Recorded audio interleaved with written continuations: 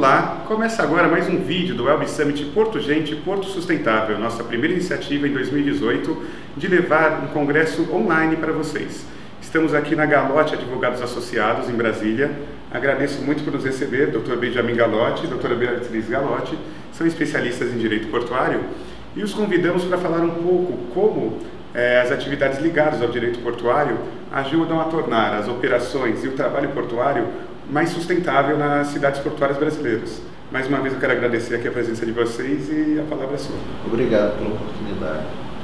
É muito interessante a sua pergunta.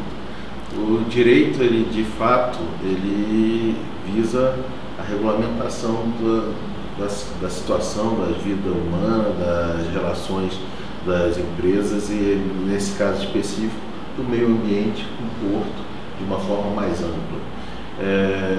Desde 86, a resolução CONAMA 01 já colocou a atividade portuária como uma atividade potencialmente degradadora do meio ambiente. E a sustentabilidade tenta justamente equilibrar o uso dos recursos naturais com o desenvolvimento econômico de uma região. Então, tanto os órgãos ambientais como a agência reguladora hoje, elas têm normas positivadas que exigem um comportamento bastante rígido em relação ao cuidado com o meio ambiente. Tanto um dos principais assuntos que ocorreu nesse meio foi a utilização de água de lastro, que foi uma questão muito discutida, que era uma situação que trazia o risco de trazer animais exóticos para a região. Teve contaminação aí de mexilhão dourado, uma série de coisas. Temos também os problemas decorrentes de vazamento de óleo, derramamento de óleo, emissão de combustível, disposição de resíduos. Isso tudo hoje está regulamentado.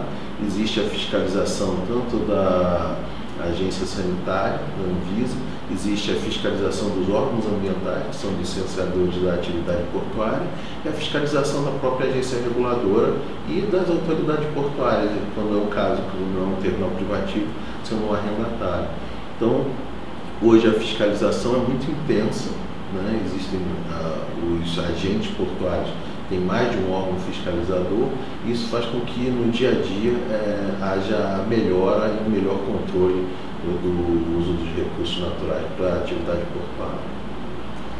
Em complementação, a ANTAC inclusive expediu ainda em 2014, dentro do seu poder normativo, uma resolução, que é a 3274, que prevê até a aplicação de multa em caso de não cumprimento de legislações de cunho ambiental também.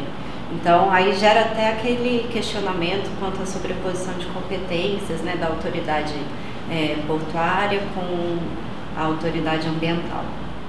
Bom, é um pouco chover no molhado falar que a gente vive num país burocratizado e também que é muita manifestação de advogados e de juristas de que algumas normas ligadas à atividade portuária são inconstitucionais. Como vocês que atuam no direito portuário veem essa questão? De fato, o Brasil é campeão de burocracia, né? Isso aí é inegável. E nesse ponto específico, onde a gente está falando de sobreposição de competência de agentes fiscalizadores, isso causa mais um embaraço para o bom desenvolvimento da atividade portuária e o desenvolvimento econômico como um todo.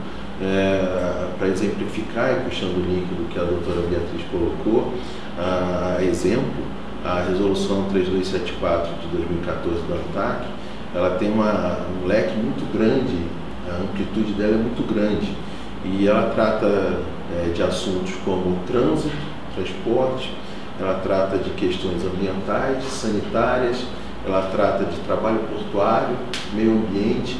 Então, todos esses órgãos, a ANTAC fiscaliza, a Anvisa também fiscaliza, a ANTAC fiscaliza, a Delegacia Regional do Trabalho também fiscaliza, o órgão ambiental como um todo, o DETRAN pela questão de transporte. Então, você vê multas aplicadas por questões, outra também causa até uma certa perplexidade, propaganda enganosa. Propaganda enganosa está dentro do leque de multas da agência reguladora.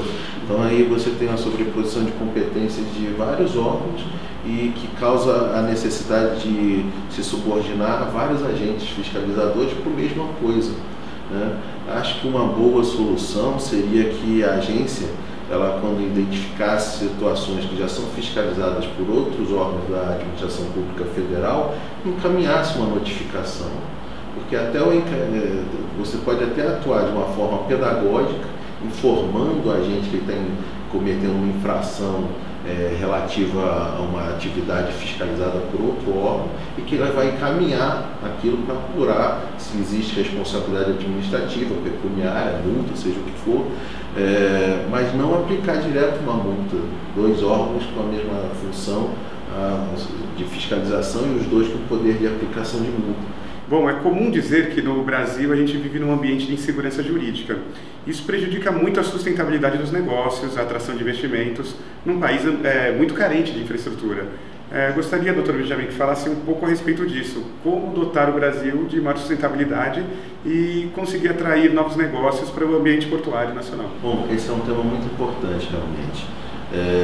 Segurança jurídica, ele é justamente a credibilidade que o investidor precisa para pegar o dinheiro e colocar numa atividade e garantir que vai ter esse dinheiro recuperado no futuro.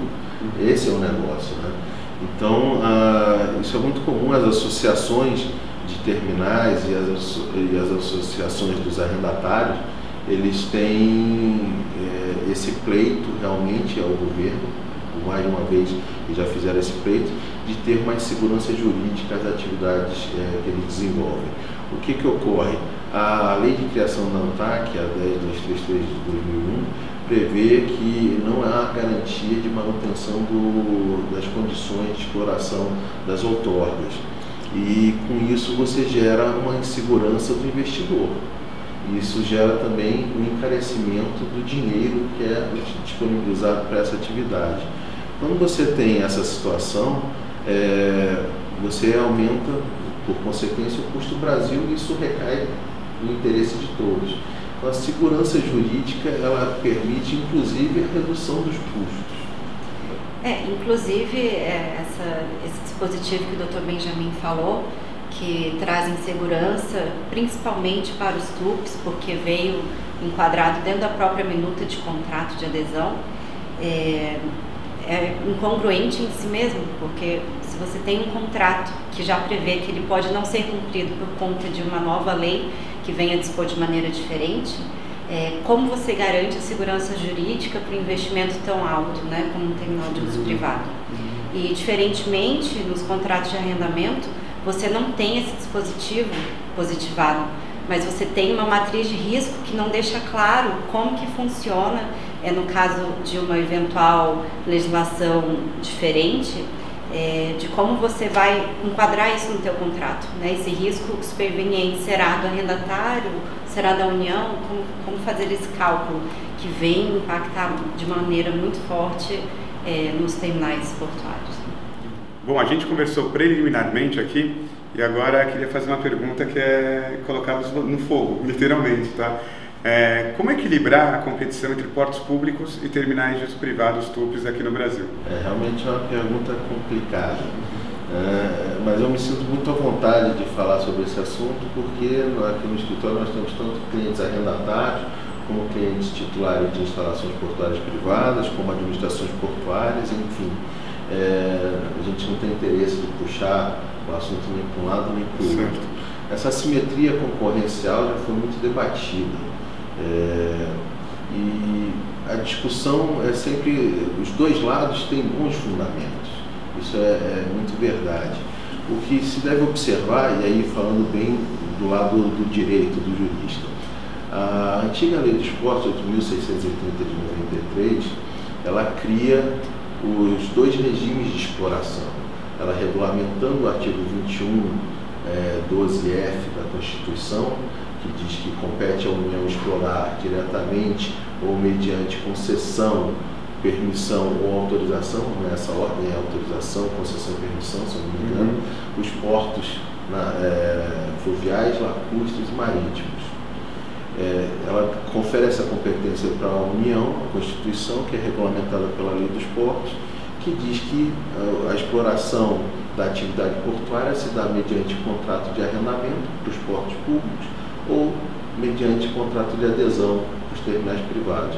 Como você vê, o legislador, naquela época, já em 93, quando ele institui esse regime de exploração, ele põe os dois regimes juntos. Ora, por que eles estão no mesmo artigo? Porque são dois regimes que devem coexistir. Obviamente que o interesse, e aí está muito ligado ao que você perguntou antes, sobre burocracia, burocratização, dificuldade de investimentos. Quando você está alugando, arrendando uma instalação pública, você se subordina a uma relação com a administração pública muito mais intensa do que aquele que está explorando uma atividade num terreno próprio, numa área própria. Então a burocracia maior se dá no porto público justamente pela alocação do bem público, que nasce de um contrato licitado de arrendamento. Então, desde a origem da licitação até a execução do contrato, ela é mais complicada. Tá? Mas você tem, por outro lado, os TUPs sustentam, com razão, eles fazem todo o investimento dele do Greenfield. Ele tem que obter todas as licenças, ele tem que conseguir fazer todo o investimento, e ele está fora de uma área portuária. Então, essa dificuldade, essa dicotomia realmente existe. Acho que os dois lados brigaram muito, chegando até a DPF 139, que transitou no Supremo, ela, se eu não me engano, é 2008. 2008, ela é do começo de 2008, e bem no período, logo depois sai o decreto 6620 de 2008, regulamentando e fechando a atividade portuária para investimento privado. O governo reconhece o equívoco que foi aquela 6620 e 4 anos depois solta a medida provisória 595 de 2012, posteriormente convertida na Lei 2.815 de 2013. Então, se vê que o governo caminhou para a abertura do setor em 93, depois, porque em 93 não havia investimento federal nos portos, que são da União, então ele precisava de socorro, abre o setor para a atividade portuária, para o setor privado. Com isso, o mercado ganha uma dimensão, aí a gente volta aí, nessa época começou a discussão, meados do ano 2000, o Brasil com a economia pujante, aí começa a ter muito investimento, aí começa todo mundo a querer fechar a porta de novo, né? Mas isso é uma oscilação cíclica que acontece no setor realmente por causa da economia, né? Então, quando você tem economia boa, todo mundo, não, chega, tem muita área já ociosa, eu quero essa carga só para mim. Então, a gente verifica que essa assimetria concorrencial, ela existe, mas foi criada pela própria administração pública. E cabe o que a administração pública? A sua pergunta foi como solucionar. Como solucionar? Facilitar a vida dos arrendatários hoje e trazer eles o mais próximo possível para o mesmo regime dos TUPs, tá? Para desregulamentar. E o governo tem feito justo o contrário, ele tem engessado, dificultado a vinda dos TUPs, trazendo eles quase que para um regime, colocando cláusulas nos contratos de adesão, que são características de contratos de prestação de serviço público, quando os TUPs desenvolvem atividade econômica. Bom, quero agradecer a oportunidade por ter nos recebido aqui, doutor Benjamin, doutora Beatriz, trazer um pouco da ótica do direito portuário para o nosso tema do Web Summit Porto Sustentável. E mais uma vez, muito obrigado, deixo aí vocês com as considerações finais. Tá? Bom, nosso escritório que agradece, muito obrigado pela oportunidade de prestar esses esclarecimentos. Estamos às ordens, sempre que precisar, foi um prazer tê-los aqui. Legal, obrigado, doutora Beatriz. Muito obrigada a você pela oportunidade. Brasília, por mais que não tenha um porto, acho que a gente hoje é um polo muito importante para o cenário nacional. E estamos aqui à disposição. Sem dúvida, ainda apesar de não ter um porto, ainda é muito centralizada a questão da atividade portuária, então é impossível a gente falar de porto sem lidar com Brasília. Quero agradecer a audiência. Logo abaixo do vídeo teremos alguns links com as legislações citadas aqui pelo Benjamin, pela Beatriz também. Muito obrigado e até a próxima.